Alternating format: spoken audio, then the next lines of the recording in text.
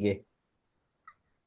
Welcome back everyone dito sa nawala ako ng ano gumising pa lang, magjo-jogging pa lang ako, ready to go pag ano ko. Ano na, naka-Strava na, naka-Garmin mode na yung mga kaibigan natin. Ayan pala, na-serve na. Oh, sabi ko sa inyo, meron talaga warrant of arrest. Ayaw maniwalang tao sa akin.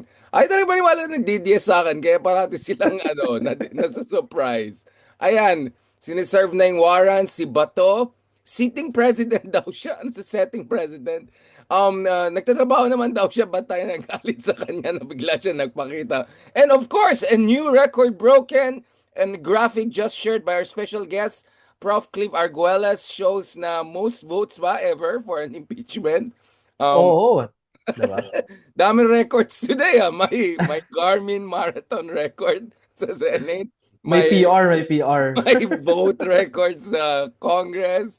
Welcome to Oo. the Republic of the Philippines.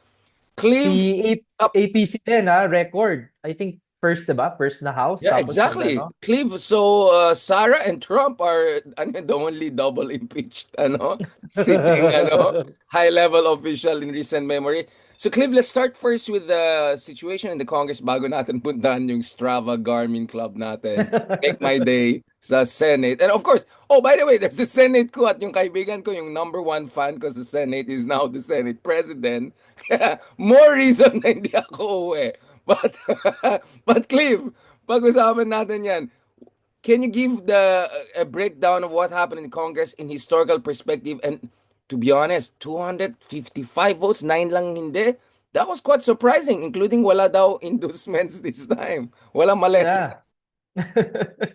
No, actually, alam mo nag-revise pa yung house eh. Hinabol nila just a while ago, 257 na. So, that's really the highest in Philippine history. That's around 80%, no? So, ito na yung absolute number by absolute number of votes. It's the highest because ang previous record niya na impeach ay si Ombudsman Gutierrez, no? But ngayon, that's higher, and even by percentage, that 80%. Remember, the only requirement by the Constitution is 1/3 or 106. So, over and above the threshold set by the Constitution, the House is saying really that the overwhelming sense of the House is that the Vice President should face an impeachment trial, no? Na merong probable cause, may sufficient grounds para mag-umpisa yung impeachment trial niya sa Senado, no? In fact, if you look back 19 previous constitutions natin, no, bago nag 1987 constitution, higher yung threshold 2/3. So even if in the old constitution, pasado pa din, lumagpas pa din, no? So that's yun yung narinig natin kanina. Even yung mga lukewarm House members na like may mga narinig tayo diyan, no, si Kong Eli Fernando ng Kamanggagawa Party List. Toby Chanco surprisingly also voted yes to the impeachment, no? Pero primarily they're saying na the reason why they voted for the impeachment is because overwhelmed din sila by the evidence, no? Especially yung undeclared na bank Yung, transactions yung, dun sa yung SALN, money 'di trail ba? talaga, no? Yeah. Wala eh. I think also because they will really look bad, and they will, frankly look a bit stupid, 'di ba? If in the face of this evidence, and these evidence are unanswered, it remains unanswered by the Vice President, they have no choice but to support the impeachment, no? Syempre yung mga Duterte sa House, in-expect naman na natin that they will go against the impeachment. But so far, there's really overwhelming vote to impeach the Vice President. Oo, nag-twinning lang ako kasi may beer time pa raw, tapos kailangan ng ganyan. Oo nga, oo nga. But I'll talk about Senate very shortly. A cynical part of me thinks, wait lang, yung mga bata rin naman natin na magte-take over dyan sa kabila, protektado naman si Yeah. Sarah. Let's just jump the ship here, wala rin mangyari later on, di ba? But before we go to the Senate coup and Strava King na si Bato, may bago na naman ako term, Strava King. Um, uh, ito sa Congress, wow, I mean, this is quite crazy, no? Do you think that it's, I mean, kung mga congressman ay na-move, their conscience was moved na all these years, hindi Hmm. gumalaw-galaw. What do you expect in terms of public opinion? Because you are in the business of public opinion making. I mean, Right. all the surveys which we have been mentioning, private and publicly na Lenny has been gaining ground. These were all pre-impeachment. So the momentum was already shifting away, or at least shifting in favor of alternative candidates. But this seemed to have been decisive, no? Yeah, you have to parang we have to be reminded ang mga members ng House, mga political animals yan. And at the end of the day, they're thinking about their self-preservation, their political interests. So they do have a good sense that the public opinion has shifted against the vice president. Kasi, and I think really the game changer is the evidence, no?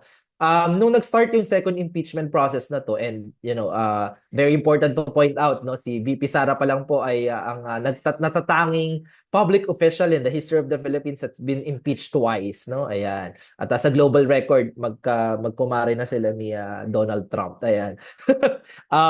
Nung nag-start ng second impeachment process, you have a sense na no, party leaders like Puno ng NUP, no, they were saying that some of the members of the House are really quite cold on the idea na mag-impeachment na naman, 'di ba?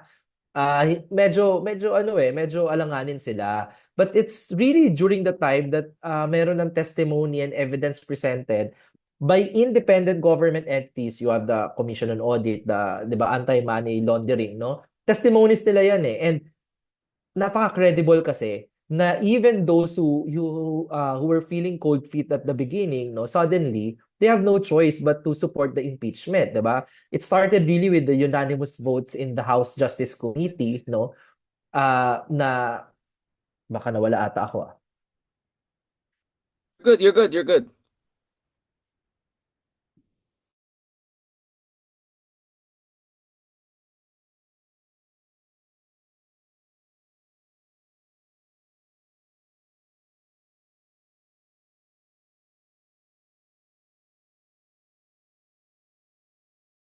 Sa ating namimiss ko na naman ang internet natin sa Pilipinas.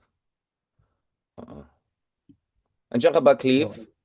Oo, Ayan, nawala na-miss ko ako yung eh, internet. no? Nawala Pero ako. ako yung nawala yata na-miss ko yung internet natin sa Pilipinas. Nakita mo yung Michael Jackson na bago? Yung Michael Jackson na internet. Nakita mo yan? Yung pinost ko, yung kay Postos.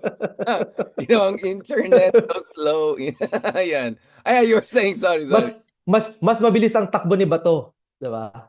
Kesa sa Okay. internet I natin. never thought si Bato ay mas mabilis sa aking internet. But, Grabe, 'di ba? Strava Oo. King, Strava King. Oo. No, I was just saying na evidence talaga yung game changer eh. So kahit yung mga party leaders na hindi warm nung umpisa, wala na silang choice. And there's really a sense na public opinion has also shifted because ang hirap sagutin, ang hirap din ipaliwanag na una, zero yung cash sa SALN, 'di ba? I don't, parang ano na lang yan eh, sampal na lang yan sa mukha ng isang ordinaryong Pilipino. Hindi yan pang abogado, hindi yan pang professional. Alam nating lahat na meron at merong cash, no, ang vice presidente, pero zero yung declaration. And then, lalagyan mo pa ng billion-billion talaga yung dumaan sa mga bangko nila. Wala na, no? So, yaang klaseng pagbibilad ng ebidensya na by the way that's also the unintended consequence ng mismong ginawa nila kasi sila naman yung it's the Duterte camp, no, who went to the Supreme Court, right? At ginagawa lang naman yung pagbibilad ng ebidensya. It's also because of the Supreme Court decision. So it's an intended consequence na galing mismo sa kampo ng ikalawang pangulo, nakasama pa sa kanila because now I think more and more Filipinos are saying we wanted to go to the trial, 'di ba? Octa survey, majority, no? 67%, 69%, saying na gusto nilang makarating sa Senate trial yung impeachment kasi gusto nilang marinig ano bang sagot ni VP Sara dito sa mga alegasyon sa kanya, 'di ba? Na may ebidensya. Sorry, di pa rin ako naka-move on dun sa interview ni Harry Roque at saka yung ating Money Gallery CEO, no? Nakita mo yun, sabi ko yun ang panggising natin ng morning, biglang kung ano-ano nakikita ko. So here we are. So in historical perspective, ano yung pagkakaiba nitong impeachment na to, including sa first impeachment ni Sara Duterte, especially because at the end of the day, the constitutional duty to basically to hold the trial is with the Senate. And in what sense is the Senate also historically juxtapose din natin yung ating napakagaling na Senado, no? I mean, malapit na sanang lalayas na daw yung isa kasi nag-give up na siya sa bayan. Ayan, nag-take over tuloy sila. So, hindi na yata lalayas yung isang kaibigan. All out support pa naman ako sa senator na yan. I really love na love ko yan. So, Clive, paki-breakdown nga kasi unfortunately, there are two sides to this coin at best.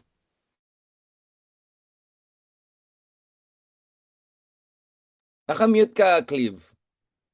Nakamute ka. Ito ba yung The kunyari? worry ng Richard, is that, 'di ba, mangyayari pa ba ang impeachment trial, no? I mean, kung constitution lang tayo, sa ligang batas lang pag-uusapan, it has to happen because sabi basta nakalagpas na sa House, no, and overwhelmingly the House voted to impeach the Vice President. Yan na naman, forthwith na naman tayo. Babalik tayo, sabi ng Constitution, the impeachment trial should forthwith proceed, no, within the Senate, no? Pero ngayon that nagkaroon ng coup d'etat, which is naririnig na natin itong naririnig na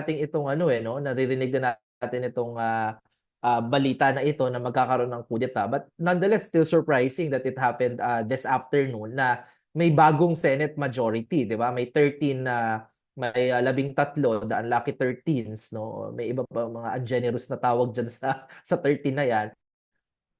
Now, Alan Peter Cayetano is the Senate President, no, replacing Tito Soto, na in the coming days, no, to this particular impeachment scenario, malinaw kasi yung posisyon ng dating majority, 'di ba? Na Tito Soto, SK Soto, majority natin si Ping Lacson. Sinasabi nila na to them, pagka bumoto yung House, forthwith proceed means the next day after, the Senate should be ready to receive the articles of impeachment and convene as an impeachment court.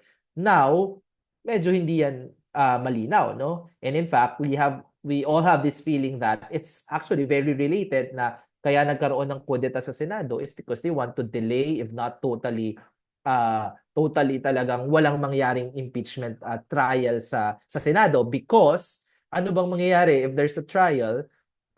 Yung evidence ulit naman yung ipepresent dyan eh. And what they're learning, what the Duterte camp is learning, is that every single day that those evidence are presented sa isang hearing, exposed sa mga public discussions, 'di ba, sa highly publicized, si VP si VP Sara yung tinatamaan eh. Nagkakaroon ng impeachment penalty, 'di ba? Kaya nga sa mga surveys, tignan mo biglang sa head-to-head surveys, pantay na si Senator Raffy Tulfo kay VP Sara. Si Mayor Lenny naman, halos negligible na yung Single lamang ni digit na lang. VP Oo. Sara sa kanya. Halo effect naman. Paano syempre, the more that we see that, hindi mapagkakatiwalaan si VP Sara, talaga namang syempre may mga nagsiswitch din mga kababayan natin to see na there are better alternatives, diba? And that's what they don't want to happen. So yan, yung nangyari sa Senate kanina na back na naman din yung mga natin, no, yung may mga allegations ng nakinabang sa flood control, remember, no? Yung mga nakasama sa Blue Ribbon Committee report, mukhang nakabalik na naman sila sa Senate majority. We also expect them to get Senate leadership posts again. It's not like totally shocking dapat, no? Nung etong Senate ko has been brewing for quite some time, 'di ba? And then, so dapat may preparations for that. I was expecting na there's some sort of coordination by the middle forces na hindi hayaan na mangyari yan just as the impeachment articles are being forwarded to the upper house. At para sa akin, mas surprising pa na nakalusot pa at nakapasok pa si Bato. I'm sure Bato was not residing in the basement underground of Senate all these months na zero attendance, wala naman ambag sa bayan. So he probably flew in all the way from, I don't know, Barangay Bato, somewhere in his hometown. So paano yung nakapunta all the way? Like these things were not necessarily unforeseeable or not necessarily, 'di ba, unpreventable. So medyo na-shock din ako sa turn of events, to be honest, na dumating pa tayo sa lugar na yan when in fact we should have anticipated this.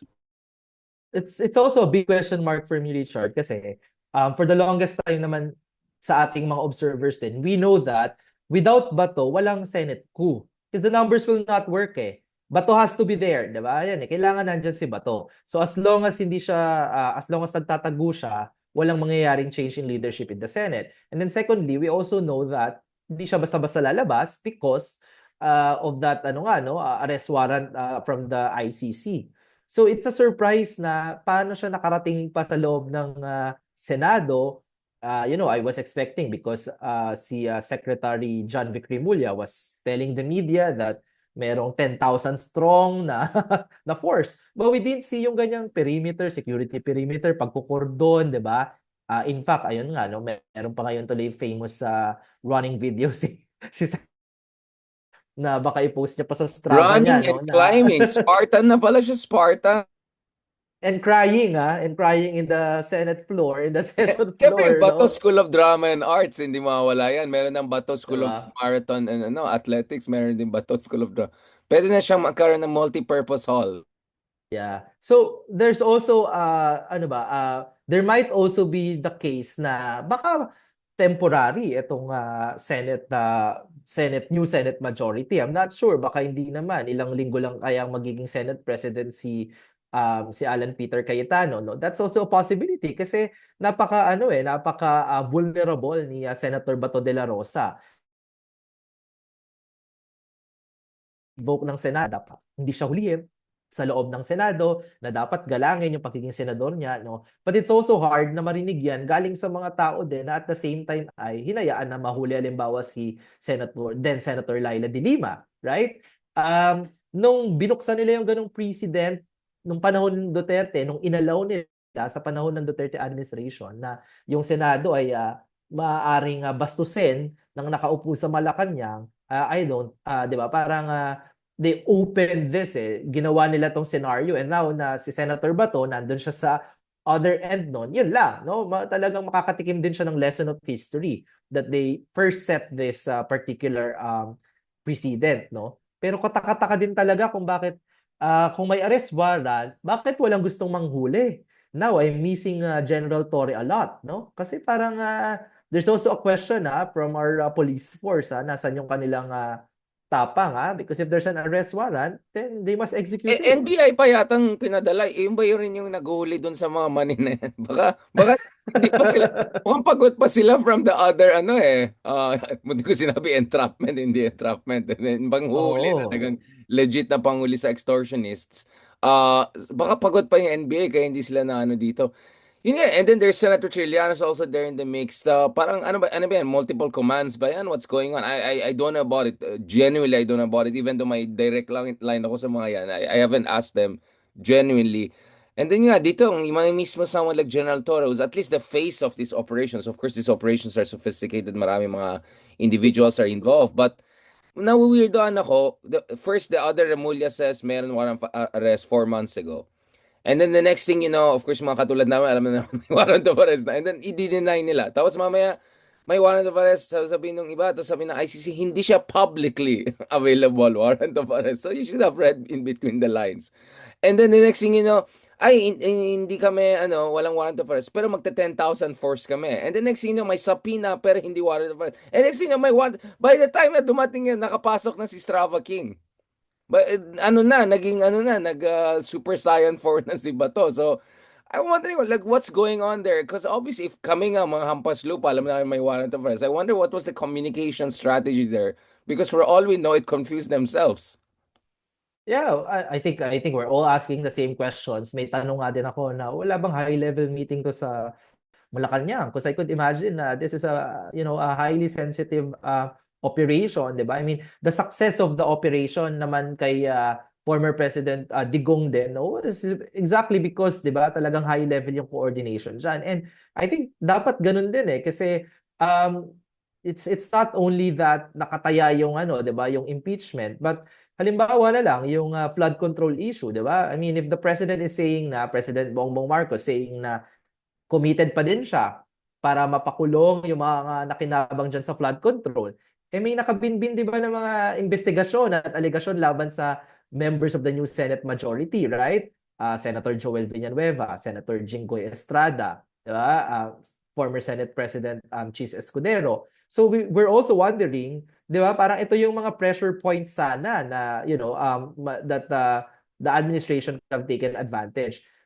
It's disappointing kasi I think na the idea that we are parang may sense of parang helplessness ngayon sa sa mga kababayan natin because the impeachment trial might not proceed again.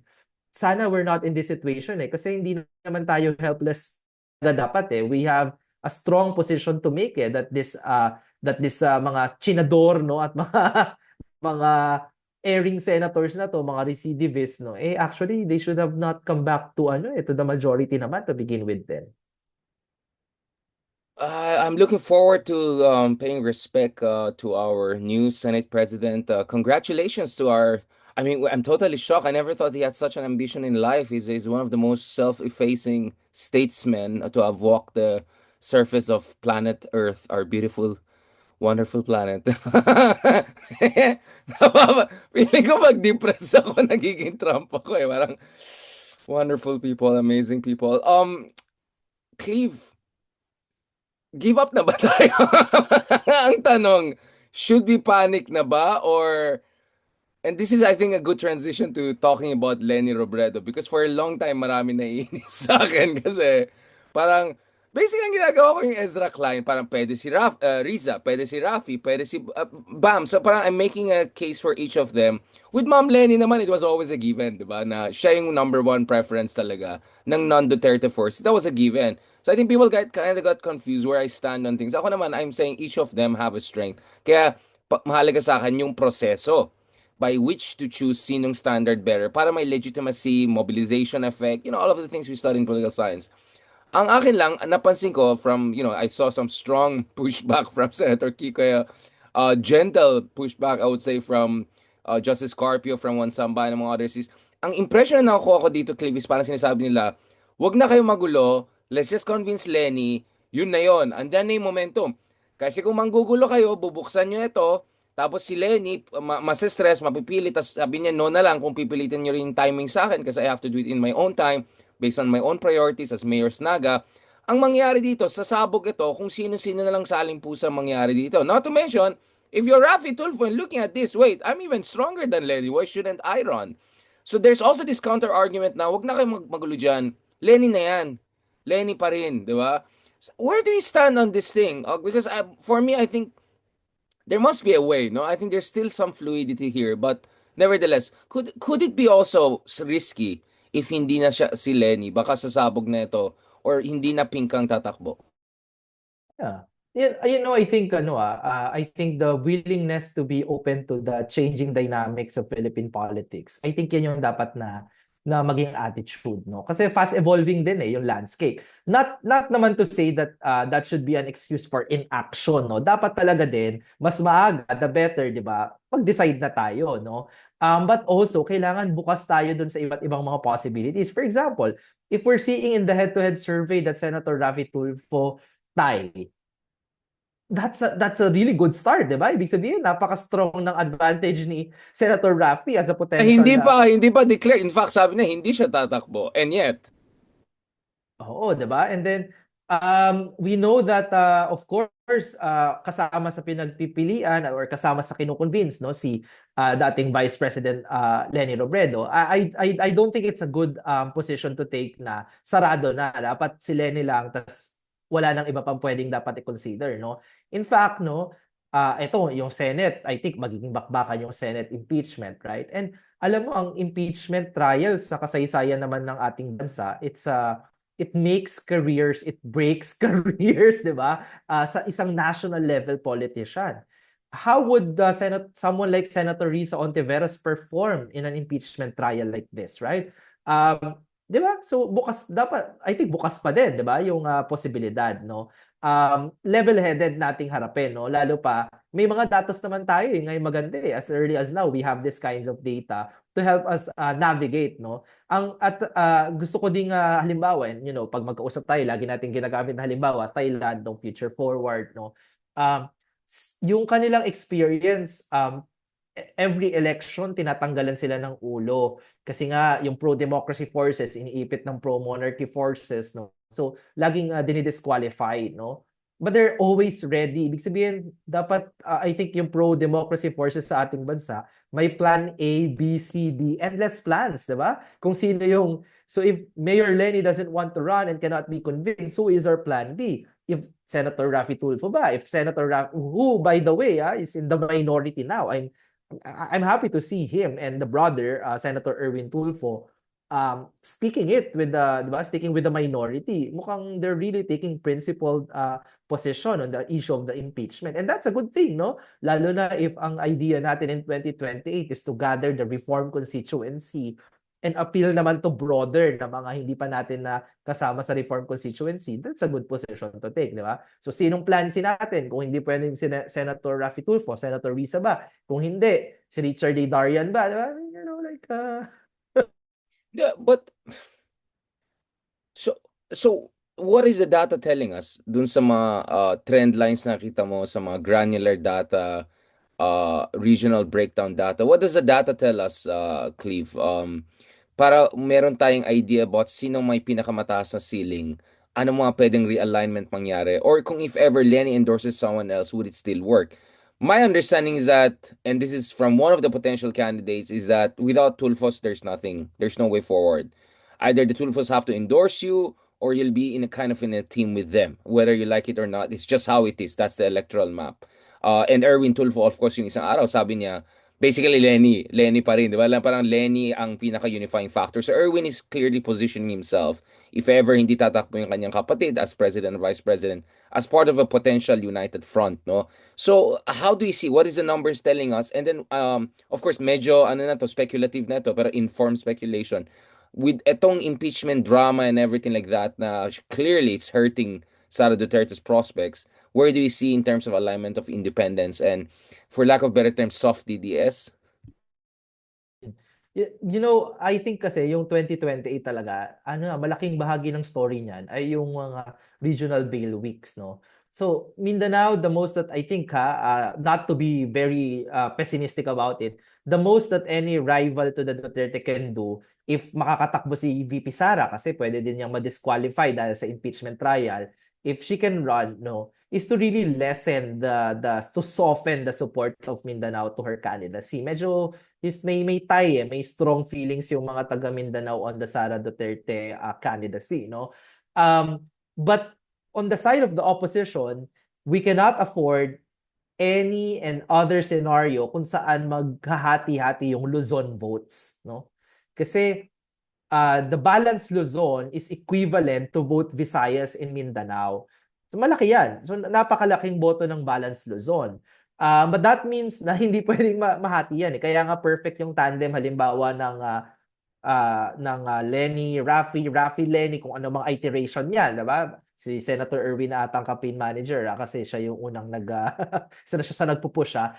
But yung tandem na yan, why it's very strong is because it makes sure and it ensures that the Luzon vote will be tight. Diba? Talagang magdi-deliver together, no?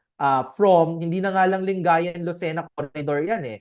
From the northernmost part of the Philippines, no, Apari hanggang Bicol. Ganong level yung magiging tight na solid na vote niya, no?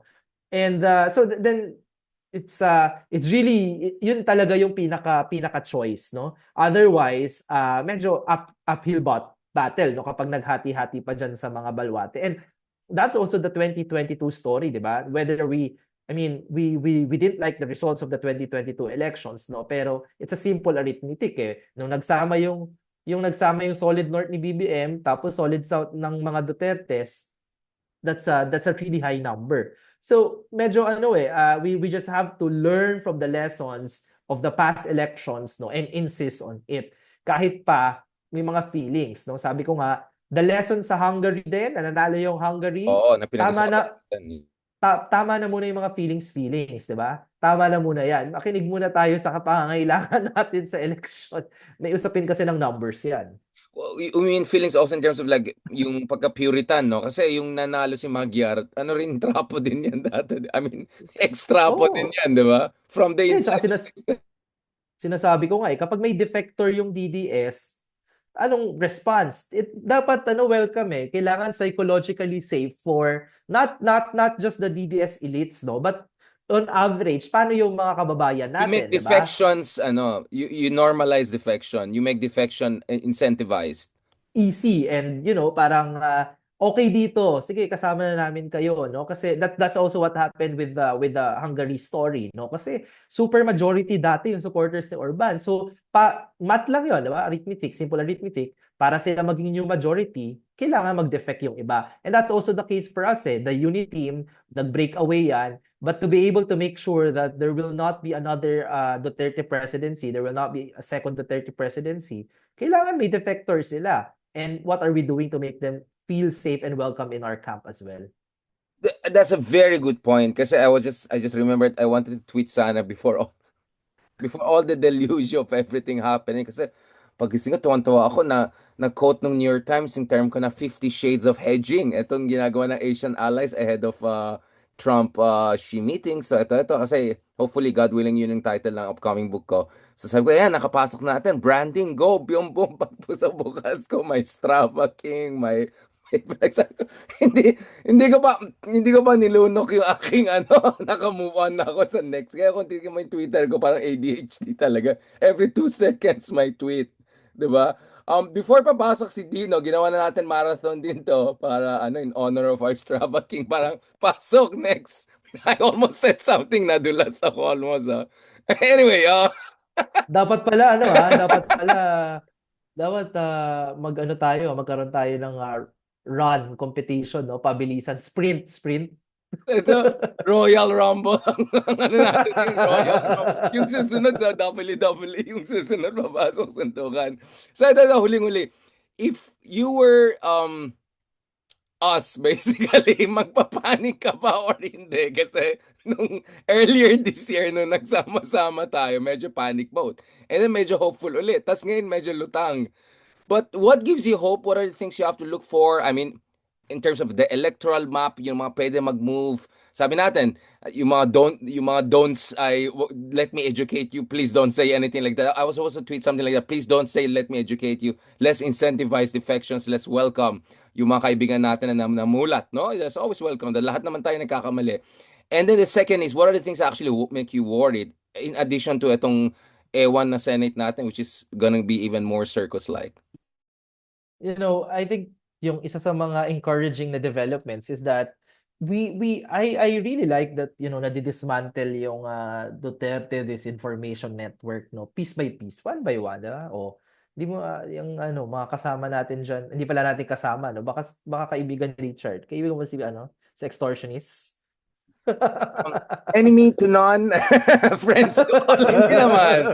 Grabe naman, isang debate lang pero parang ako naman, sabi ko, parang ang in fairness sa kapal moks tong mga to, kaya pala malakas tong mga DDS natin. Of course, yung interaction was at the height of Duterte Power Hmm. 2019. After that, I treated them like plague. Even before COVID-19 at hantavirus, hindi good. But actually, one thing I learned from them is you have to be audacious, push the bottom. Actually, hindi ganun kalaki yung team nila. I'm not gonna say more, na lang yan. But they were able to get things going during Duterte. Hindi ko na nasasabihin ng troll farms and all. Sabi ko, parang kailangan din natin yan in terms of yung kapal mo, set up our own thing. So in a way, wala naman tayong mga maleta, hindi naman tayo 350 million. Pero kahit zoom-zoom lang, we're getting things going. But the other thing I realized is, swerte rin tayo, meron tayong mga katulad ni Ronald Llamas na kapal moks din na pangtapat dun sa kabila. Because hindi na ubra yung mga mabait na mainstream na academic chic, yung mga hindi nagagana yan, bro, 'di ba? Kaya nga tayong dalawa, we have one foot in the academic world and then 10 toes in whatever you call it right now, 'di ba? One foot toes. 10 toes, mga ganon. Gusto mo yan, no? No, 'di ba? So, what are mga things that make you happy and what are things that make you worried? Yeah, yung encouraging nga, yeah, nadidismantle yung disinformation network ng mga Dutertes. And, the less poison in the air, the better. The better really, no? The better. Yung insistence na, kumbaga, malinis lang natin yung na walang ganyang klaseng poisonous na mga propaganda and disinformation and all that fake news, no? That's encouraging as a development. And then secondly, the numbers, di ba? Hindi na nagsisinungaling. Meron talagang defectors na. And I can imagine that habang na-expose yung prolonged exposure and scrutiny doon sa issue ng unjust enrichment, 'di ba? Plunder ba yan potentially kay Vice President Sara? I think it's only a matter of time na, of course, talagang magja-jump ship yung mga tao, especially that time and again, sinabi naman natin sa survey na malaking bahagi ng mga Filipinos ay mga middle forces, no?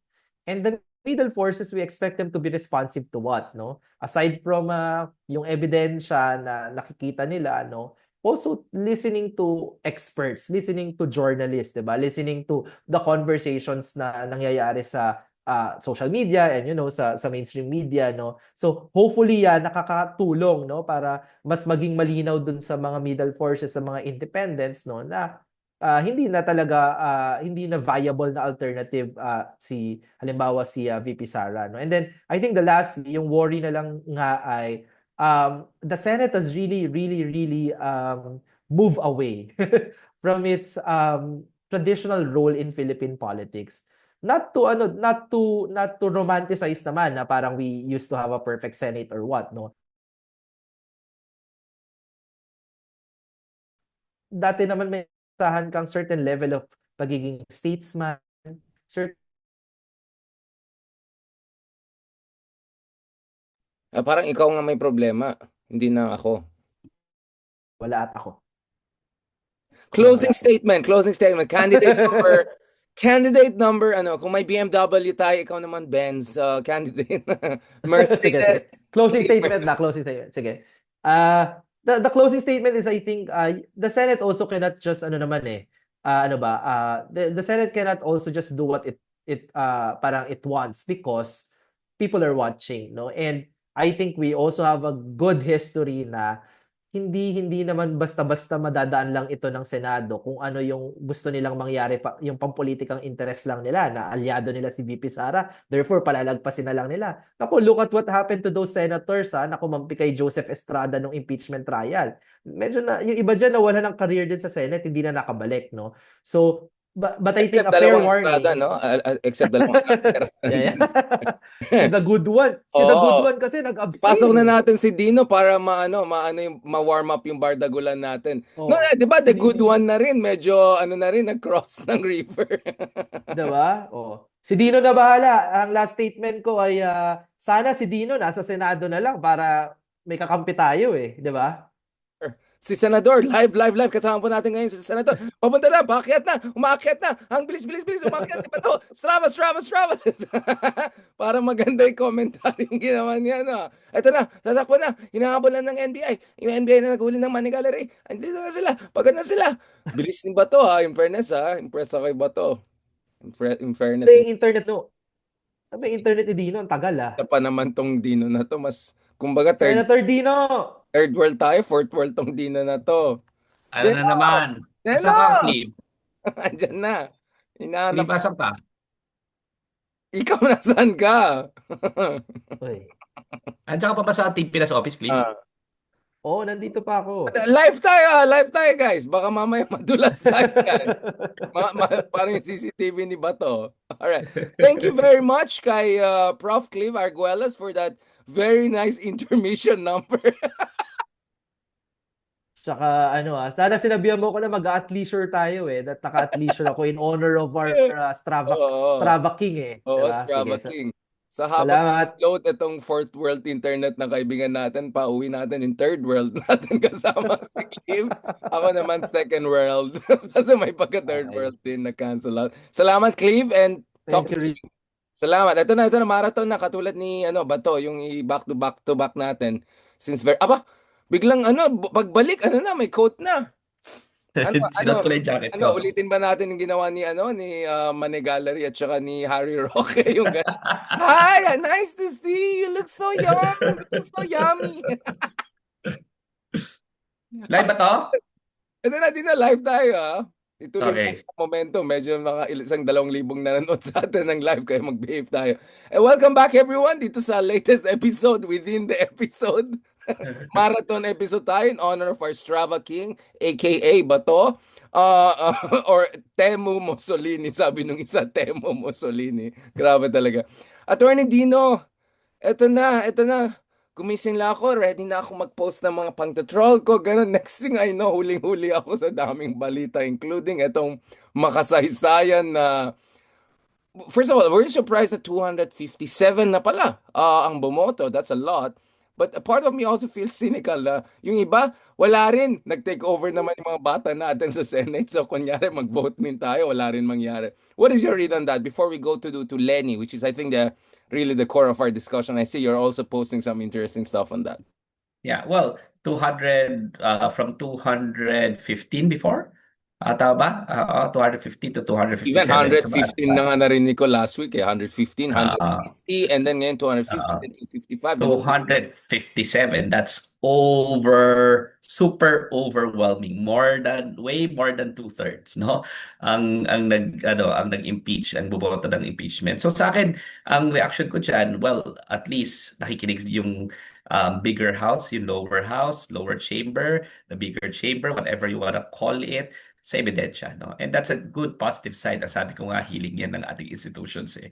Sana naman our institutions will heal enough and would be able to stand based on their mandate pursuant to the Constitution. No? So, ginawa ng House of Representatives yung mandato nito and overwhelmingly so. So, for that, though, the lower chamber or the bigger chamber deserves our snappy salute. 257 is no joke hindi yan biro.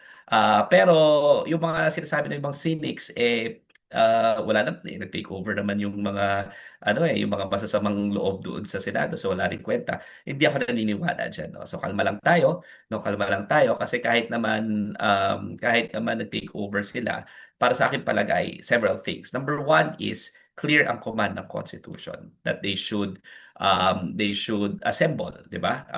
Whatever it may be forthwith, maybe the best thing that they can do is to slightly delay it. Pero even Chis Escudero, sa mahaba sa tagal ng di ba? Eventually, he was forced to convene the Senate and wait for the intervention of the Supreme Court. And the Supreme Court appears to be not intervening at this particular point in time because grabe yung ginawa ng ng Committee on Justice ng House of Representatives, di ba? So I doubt that the Supreme Court that the Senate will have a rescue this time around. So there is a clear command of the Constitution, and even the Senate cannot just say, ayaw namin, anong pakialam nyo? Cannot do that. Again, even last year, the Senate convened. The second thing why I think hindi rin ganun kadali sa Senado is because everyone's eyes are on the Senate now. The ball is in their court. Sila talaga magdidribble nito, sila talaga sila ang gagawa ng play, no? Ibig sabihin, tandaan natin na while the people are watching the Senate, everyone's eyes are on the Senate, no? Ito yung konteksto. Yung mata ng mga tao nakatingin sa kanila habang nakita na ng the same pair of eyes na nakatingin sa kanila yung ebidensya. Last year kasi hindi naman natin nakita ebidensya eh. Ugong-ugong lang eh. Ito, nakita na talaga natin yung Anti-Money Laundering Council report. Nakita natin yung billion perang gumalaw sa isang bank account pa lang. Narinig na natin yung testimonya ni Madriaga. Nakita na natin yung certification ng Philippine Statistics Authority. Nakita na natin na COA mismo ang nagpapabalik ng 400 plus billion personal kay Sara Duterte. Narinig na natin yung testimonya ng handwriting expert ng NBI na talagang dinoktor yung mga vouchers. Yung the same pair of eyes na nanonood sa Senado, nakita rin tong ebidensya na to. So even the Senate is in an uncomfortable position na. So kung ako yung mga senador na nag-change ng leadership, imbis na nagbubunyi ako ngayon, medyo kakabahan ako Kasi ang nakatingin sa akin ay publiko at ang ebidensya ay napakalinaw at napakaliit ng elbow room nila para baliwalain yan, no? So, sa aking palagay, nagsisimula pa lang ang laban at yung sinubukan ng Senado mag-take ng leadership, the most that they can do is at least try to delay at kung pagtatakpan nila yung ebidensya, pipigilan nila ang trial. Hindi ako magugulat kung mauuwi ito talaga sa other people power to show the Senate what they should do because that has already happened before. Right, Richard, that has already happened before. Alam mo ano pa pinagkaiba? Yung envelope dati, hindi ka natin alam kung ano laman eh. Ngayon, alam natin kung ano yung laman noong sinusuppress nilang ebidensya, staring at us right before our faces. So, I think, again, limited ang espasyo ng Senado para hindi gawin ang mandato na inuutos sa kanila ng saligang batas. Ano na lang itsura ng Senado dito kung sakasakaling ayaw namin eh. Kahit may ebidensya, ayaw namin eh. hindi the Senate as an institution will be embarrassed, will be so ruined, and will really lose the public's trust if its sacred mandate is to hold the highest officials accountable, but yet it refuses to do so despite the glaring evidence. Hindi pwede. So maliit ang elbow room ng Senado dito. Nakuha nila yung leadership ngayon, pero that alone cannot be enough for them to not be able to fulfill their mandate. Maliit masyado yung elbow room. May pagka everywhere, everything everywhere all at once kasi habang sinasabi mo na dapat kabahan ng Senado, well, mukhang hindi lang kabado. Stress na stress si Bato de la Rosa nagpakita out of nowhere. I mean, honestly, hindi ba dapat na-anticipate nila naglilitaw itong batang to, ay itong senador na to, Batong to cast vote? Kasi syempre numbers game ito di ba? So basically, Bato risk everything to come out to basically save the Dutertes once again and oversee another another leadership change in the Senate, no? Hindi ba dapat na-anticipate 'yan? Parang pinadala ba yung mga NBI na nanghuli doon sa kabila sa mga money gallery? Parang pagod yata sila. I'm kind of surprised na I mean, we should have seen this coming, di ba? Na they're gonna try to pull off a coup d'etat. They're gonna bring in the numbers and guess what? Bato is gonna risk it all. Yeah, well, risk it all kasi wala naman talaga siyang choice, di ba? Nagtatago na siya ngayon. Ito na yung biggest chance niya to be able to at least have a safe passage and safe homage. Natatawa lang ako kasi grabe, api si Bato.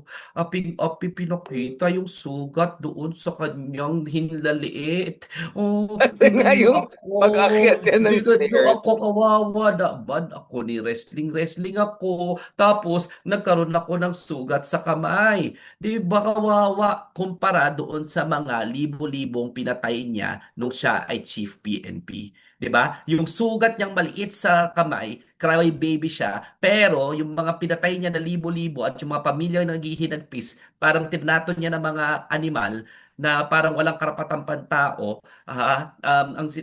parang sila hindi kawawa, pero siya kawawa dahil meron siyang maliit na sugat sa kanyang hinliliit. 'Di ba? Anong klaseng ano 'yan? Anong klaseng double standard siya? Hindi kaawa-awa si Bato ha. Si Bato ay may warrant of arrest for crimes against humanity from an international court, the International Criminal Court no less, no? So, hindi siya kawawa, no? Dapat lang arestuhin 'yan. At kung nakatakas siya sa pag-aresto na 'yan, dapat maaresto na siya sa lalong madaling panahon, no? So, yung paawa effect niya na 'yan, ang alalahanin natin yung mga libo-libong pinatay sa ilalim ng madugong giyera niya na siya ang chief implementer, no? He is a No? mass murderer. He is a mass murderer and dapat mahuli na yan sa lalong madaling panahon.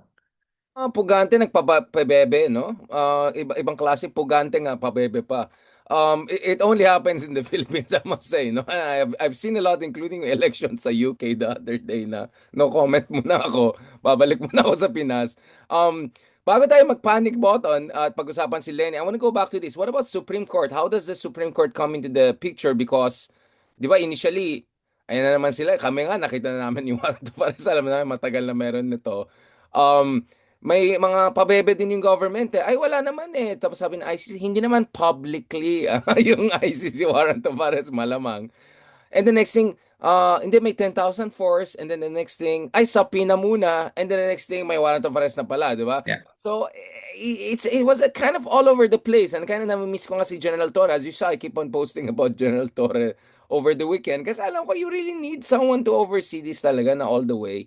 And here nga, very clear yung position niya ng Team DDS, ng mga senador na yan, na they're gonna take this to the Supreme Court. So where does the Supreme Court come in? Because I know your philosophy is kind of a monist, right? Like there should be a kind of your legal philosophy is that yung domestic constitutional order natin at yung international law dapat seamless yung basically yung amalgamation niya. But of course, they're also dualists, di ba? In the legal philosophy, you think na hindi, kailangan ma-adapt yung international law to the domestic constitutional order. So they're competing legal philosophies on this. But what is your read on this and what is the case law here? What is the precedence here? Yung relevance ng Supreme Court ruling during Duterte na may residual jurisdiction para ng ICC. How do you see this working?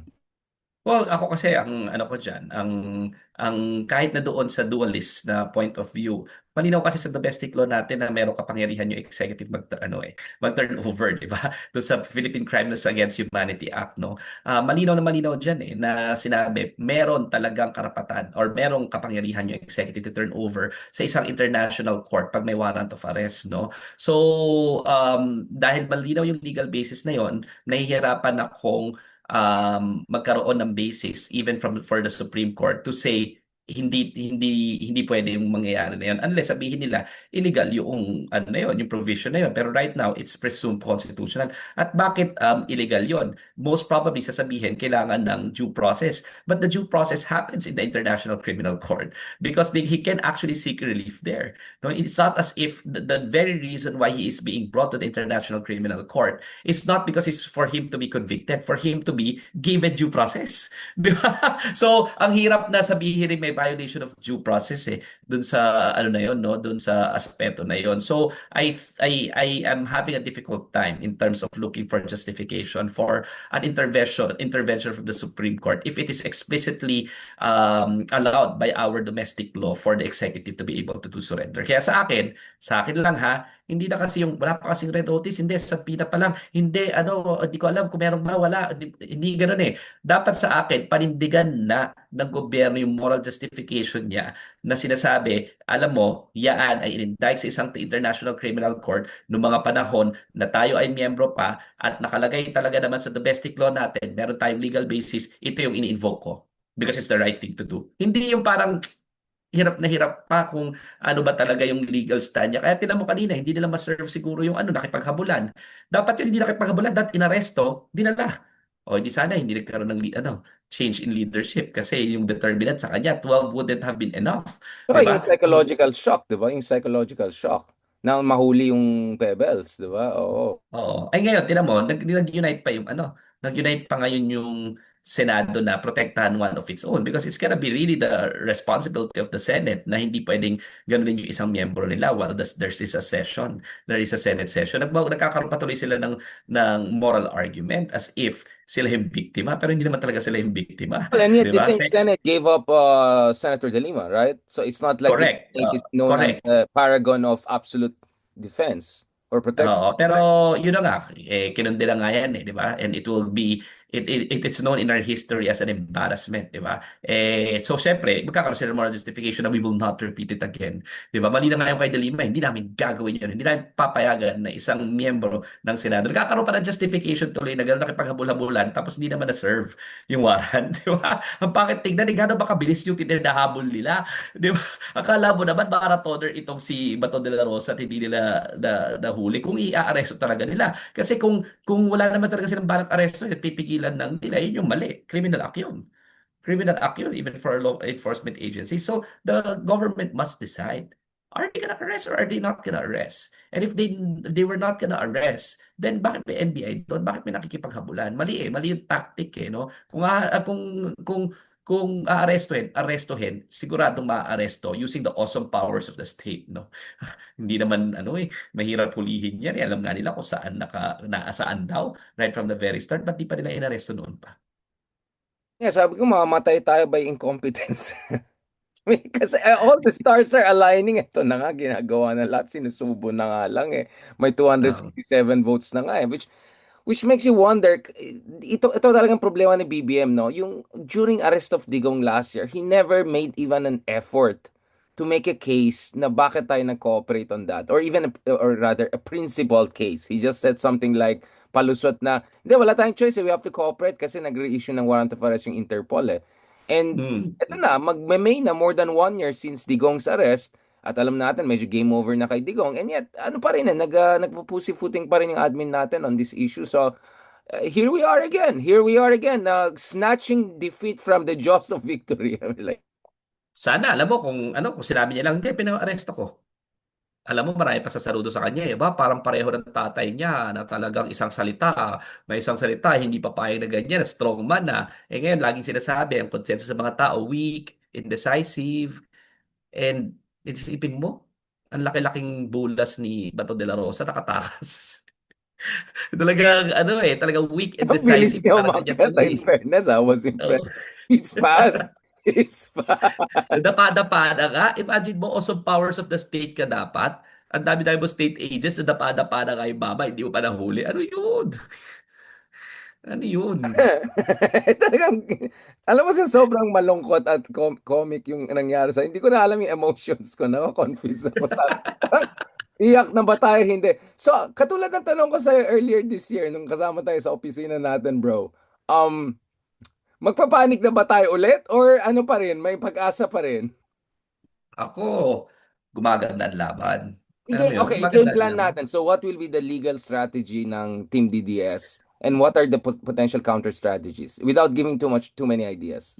Oh, ako, very clear, no, very clear.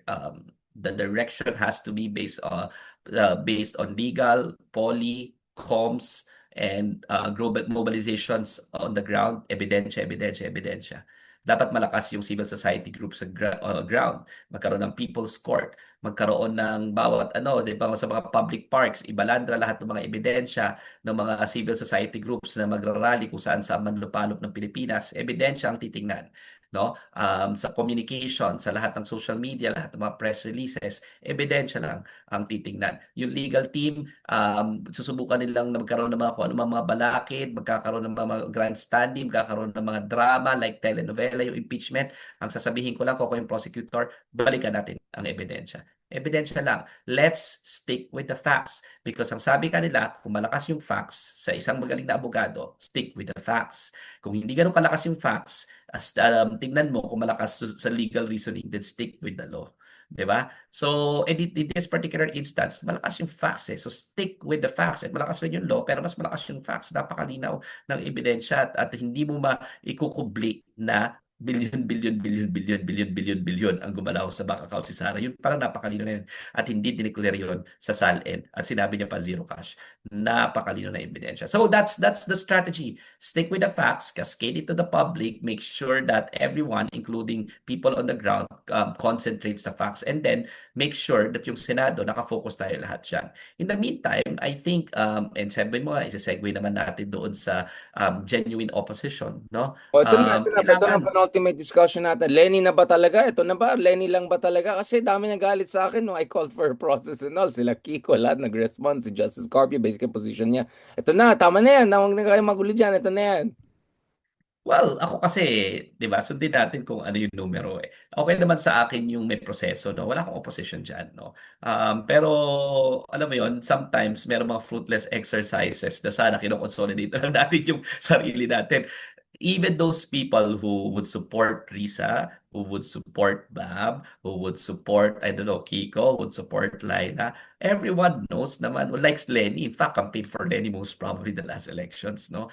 And Lenny is leading in terms of polls, in terms of all the viable candidates, no? Sa akin nga, pag pinagsama sila ni Tulfo, baka yun na talaga yung formidable, di ba? Formidable na talaga, no? So sa akin, consolidation na to and sticking behind one candidate, hindi yung magkakasamaan pa ng loob na may proposisyon, mag-intramurals pa and all. Alam ko namang sports sila lahat, pero para sa akin, no, the energy has to be to jumpstart, have a groundswell to convince Lenny to run at the earliest possible time. No, I appreciate it You, if you, even you if believe ma-convince pa rin si Lenny? I am certain. I am certain na mako-convince si VP Lenny kasi never naman siya nag-fail. Never niya naman tayong finail. Nahuli, pero never niya tayong finail na sasagot siya sa panawagan ng bayan at sasagot siya sa pangailangan. I am certain. Nakita natin yan, hindi naman niya gustong tumakbong congresswoman. Tumakbong congresswoman kasi yun yung panawagan ng people ng Kamsur. Tumakbong vice president kahit naman hindi yung gusto niya kasi yun yung panawagan ng mga ng administration slate ng mga oras na yon. Tumakbong presidente kahit ayaw niya na last minute sinusubukan niya silang i-ano pero sinusubukan niya pag-ayusin si Isko tsaka si Pacquiao until the last minute, di ba? Pero nung hindi nangyari yon, kinailangan ng isang strong candidate, andyan siya. So ako, ito naman, yung Ale, di ba? Yung si Ale, si VP Lenny, paulit-ulit na niya pinakita what kind of a leader she is. Kaya ako wala akong duda. I'm super certain that she will heed the call of the public if there's a genuine call. And by the looks of it, 30% It's a huge call. Alam mo yun? It's a huge call, and I think she will respond positively. And a kind of a united front seems both inevitable and also indispensable kasi the Tulfo factor is very strong eh. Mas malakas pa yung numbers ni Tulfo eh. In fact, tayo sila ni Sara. I won't be surprised. Baka si Tulfo pa ngayon number one ngayon after everything because all of the surveys were pre-expose basically itong second impeachment. So what about the idea of a united front? The kind of Erwin Tulfo is clearly positioning himself at least as a VP candidate kung hindi tatakbo yung kapatid niya Rafi who's number one for the presidency or tied at number one already in terms of head to Yeah. head. So where do you see this going in terms of united front, kind of coalition building? Wala akong opposition. Wala akong opposition. Sometimes, di ba, you have to cross the aisle. We have to, we have to coalesce, no? And when we say we have to coalesce, we don't have to like each other all the time. And most probably, kaya coalescing yan eh. Kaya reaching across, di ba, different spectrums. Kasi we shouldn't be comparing all our candidates to the Almighty, di ba? Lahat naman tayo imperfect candidates as we are. Ang importante, we agree on the most important things at this point in time. Tsaka manalo muna, di ba? Manalo muna. And sa akin, marami akong disagreements sa mga methods, sa mga style ng mga Tulfo, pero hindi sila Duterte. At hindi rin sila pasensya na hindi rin sila Marcos, di ba? So magkaiba eh. At least ito wala silang historical baggage katulad ng mga Marcos. Wala silang track record ng mga patayan katulad ng mga Duterte, no? Meron silang own track record of their own na kailangan pang i-decide ng sambayan ng Pilipino kung gusto nila yung ganun o ayaw. 'Di ba? So sa akin, I'll be willing to give them the chance. And if that style of governance is what we need, then okay lang. Basta sa akin, meron akong mga things na hindi pwedeng i-cross, no? Ano yung mga yon? Patayan, malawakang yung mga nakawan, malawakan o hindi, nakawan. Sa akin yan. Walang mga ganyang kasing linaw na ebidensya laban sa mga Tulfo, no? At least wala sa patayan. Baka doon sa corruption may charges yan, di ba? Pero again, sometimes we really need to work with them. And we've done that in the past, di ba? Sila Joel Villanueva nga, naging parte na slate ni VP Lenny, di ba?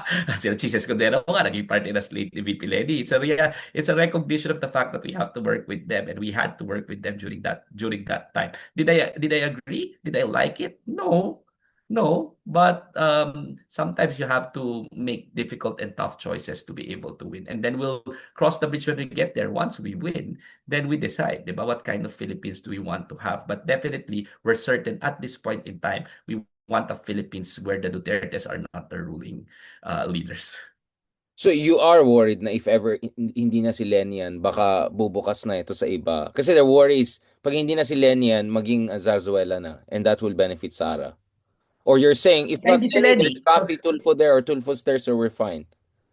Pag hindi si Lenny, hindi ko alam kasi kung yung same base and inspiring